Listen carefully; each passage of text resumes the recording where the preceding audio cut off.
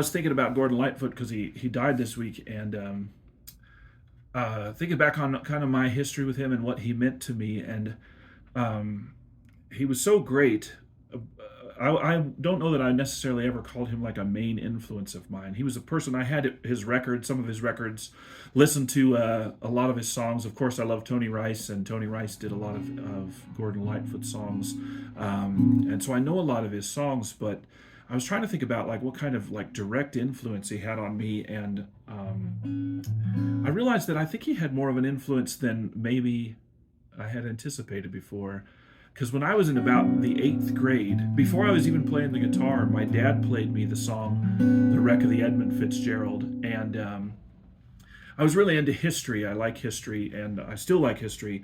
And that was one of the first times that I really remember hearing a great song about a historic thing that really delivered the story and helped understand the story and honestly probably preserve the story of the guys on that ship, right? Like, I mean, I think a lot of people maybe wouldn't even known about that had this song not been written, and it really kind of demonstrated to me the power of songs and the power of music and the power of writing songs, of songwriting.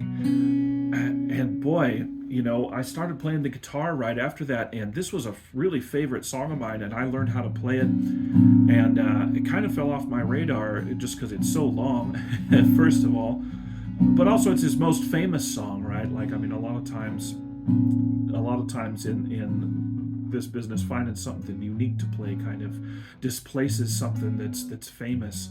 But this song is so great, and so I wanted to play it just to commemorate Gordon Lightfoot and his influence on songwriting and his influence on me, and kind of dedicate it maybe to my younger self, who'd be so proud that I learned how to play it. So here's my version of the Wreck of the Edmund Fitzgerald. Not sure if it's any different than anybody else's version, but we'll do it as a tribute because, hey, everybody should know this song.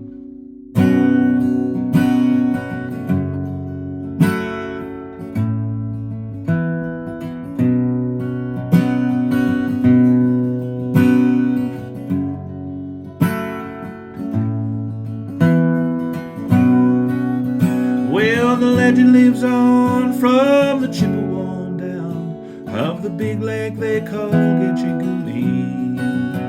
Well, the lake it is said never gives up her dead when the skies of November turn gloomy.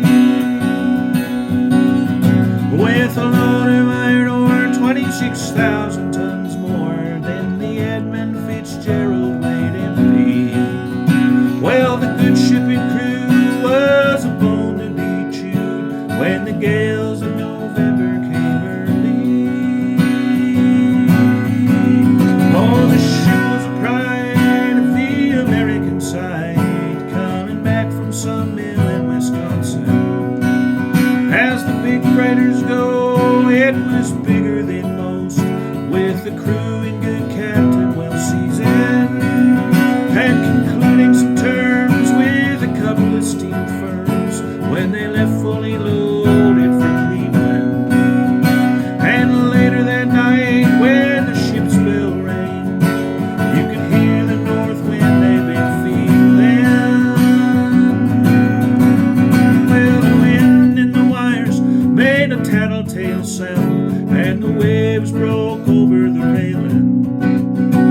And every man knew, as the captain did too, 'twas the witch of November come stealing. And the dawn came late, then the breakfast had to wait, when the gales of November came slashing. When the afternoon came, it was freezing rain in the face of a hurricane west wind.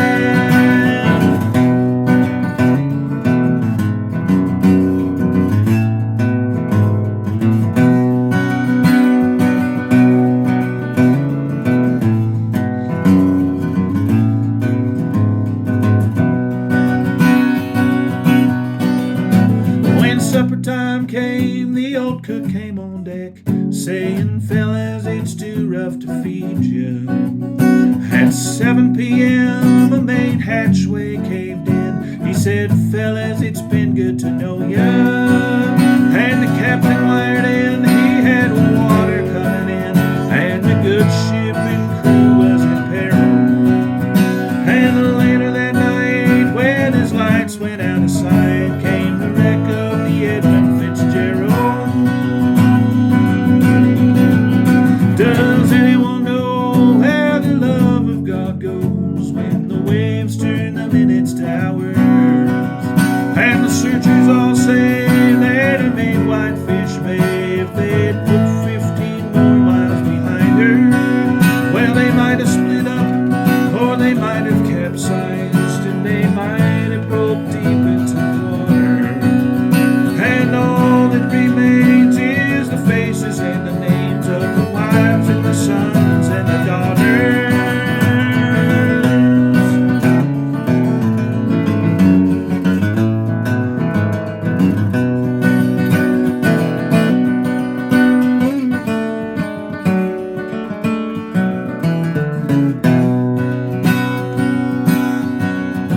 Now Lake Huron rolls and Superior sings in the rooms of her ice water mansion. Oh, Michigan steams like a young man's dreams, and the islands and bays are for sportsmen. And far below, Lake Ontario takes in what Lake Erie can send her. And the iron boats go, and the mariners all know if the gales of November remember.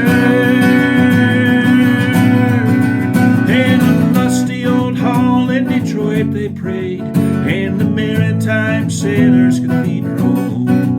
And the church bell had chimed till it rang 29 times for the